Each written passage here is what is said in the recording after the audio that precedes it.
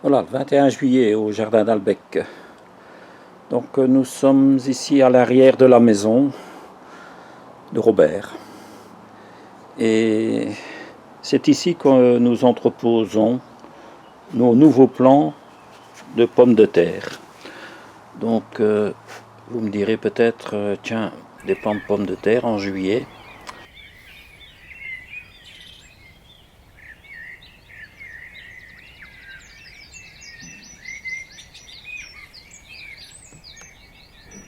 Bah oui, donc le principe chez nous, c'est donc de récolter des plants au fur et à mesure de l'arrachage des pommes de terre.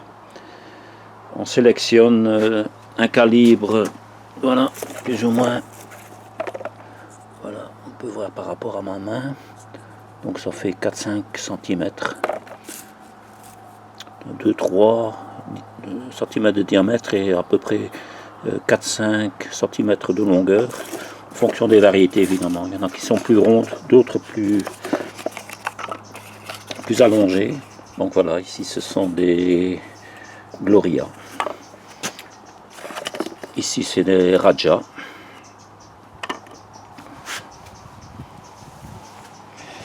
Voilà, donc en fait on récolte les plants, on met dans des cajots. On les laisse tels quels à la lumière.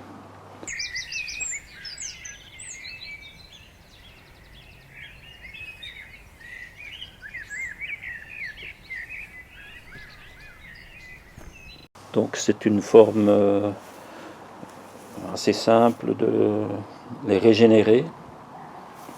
Donc qu'est-ce qui leur advient? Donc on peut voir ici des plants qui ont été arrachés déjà depuis quelques semaines. Voilà, ici on voit les Raja qui ont été récoltés il y a déjà quelques semaines. Ici à côté des Raja qui ont été récoltés récemment. Donc on peut voir que les plants verdissent. C'est normal, c'est la solanine qui se met autour de la pomme de terre, qui est aussi une forme de protection. Un phénomène naturel avec de la lumière. Et voilà, ici des Gloria qui commencent sérieusement à verdir. Donc ça devient vert clair, vert foncé, et ensuite ça devient pratiquement noir comme plant. Donc l'intérêt de mettre des étiquettes, parce qu'il n'y aura plus moyen de distinguer les plants en fonction de la couleur de la peau de la pomme de terre, parce qu'elles deviendront toutes vert foncé, noires.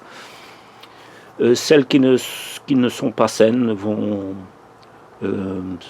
pourrir dans le cajot. Donc il suffit simplement de temps à autre passer, trier et enlever les plants qui auraient été abîmés ou atteints par une maladie.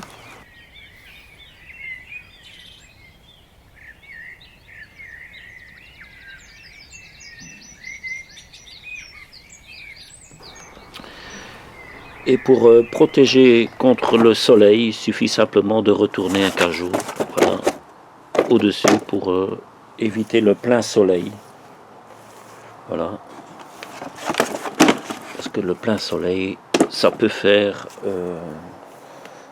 cuire en fait les pommes de terre. Donc un coup de soleil, donc elles peuvent être abîmées, la peau peut s'abîmer. C'est aussi pour cela qu'on choisit le côté nord de la maison. Donc on a simplement un peu le soleil au matin, donc qui vient au-dessus de la remise, qui est aussi un peu limité par les arbres, et ensuite par la maison. Voilà. Et voilà. Donc c'est pas exposition plein sud, c'est évidemment exposition où il y a peu de soleil. Alors on laisse les plants comme ça en cajot jusqu'avant les gelées. Donc par la suite on peut les caser les uns sur les autres. Donc les cajots peuvent être superposés. Ça peut rester à l'appui sans problème. Du moment que les cajots sont ajourés, donc il faut que le fond puisse laisser passer l'eau. donc pas des cajoux où le fond est plein. Voilà.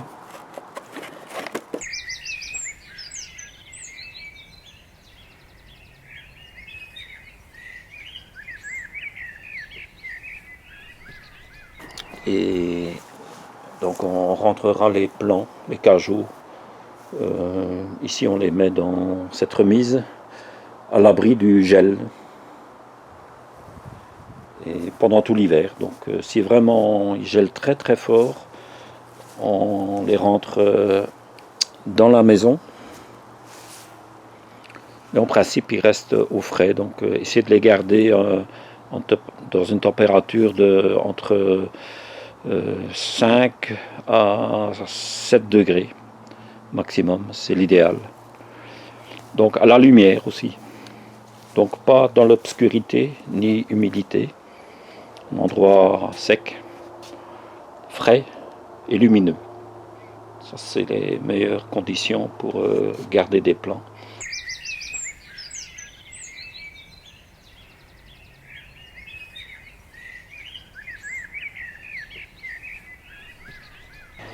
Alors, c'est intéressant de faire ça, surtout pour des variétés que l'on a difficile à obtenir dans le commerce. Donc si on peut obtenir des plants qu'on achète au départ, une dizaine de plants, on peut ainsi les multiplier.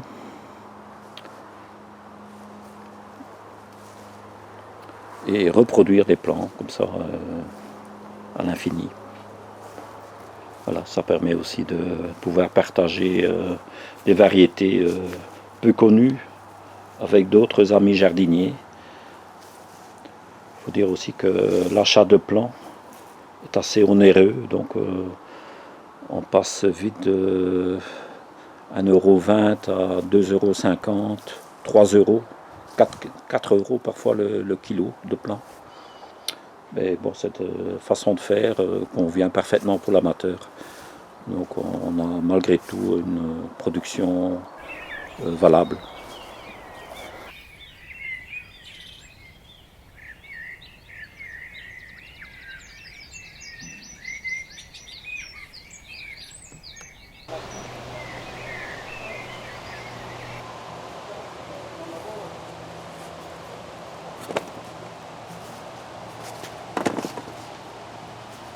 Ça c'est du coup. Un peu plus là, hein, oui. Ouais. Sephora. Donc c'est une variété apparemment hâtive, très hâtive même. Donc, Il y a des rouges dedans. ah oui. Enfin, c'est vrai que la verdure, elle est déjà fanée, donc on aurait peut-être déjà pu l'enlever. Mais comme la verdure a résisté au milieu, donc on s'est dit qu'on va laisser la pomme de terre aller jusqu'au bout. Donc voilà, donc en fait ici on ramasse les pommes de terre et il suffit simplement de récupérer des plants. Donc voilà, comme celle-ci ici qui est un peu verte d'ailleurs. Voilà, ça c'est un bon calibre. Donc et ça aussi, voilà, comme ça ici. Voilà, ça on mettra dans un cajou séparé avec une étiquette et on laissera à la lumière. À la lumière, même sous la pluie.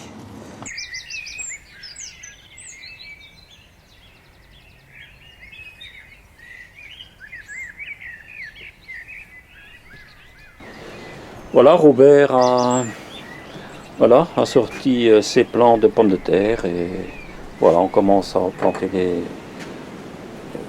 plants de pommes de terre. Donc ici, ce sont des plants que Robert refait chaque année. Voilà, la variété Raja. Donc ici, donc on voit qu'il y a des beaux germes bien trapus. Donc tout ça, c'est conservé hors gel, évidemment, et au maximum de la lumière. Donc dans une remise. Et quand il gèle très fort, à l'étage, dans une chambre où on laisse les fenêtres ouvertes la journée. Et voilà, et la nuit, on referme simplement pour éviter le gel. Et voilà, ça permet de garder des plants bien trapus donc surtout les germes, donc courts et trapus. Donc quand c'est filé, donc là c'est un peu plus un problème pour les planter. Et, voilà, et le plant se ratatine et voilà, on perd quand même beaucoup d'énergie lorsque les plants sont filés.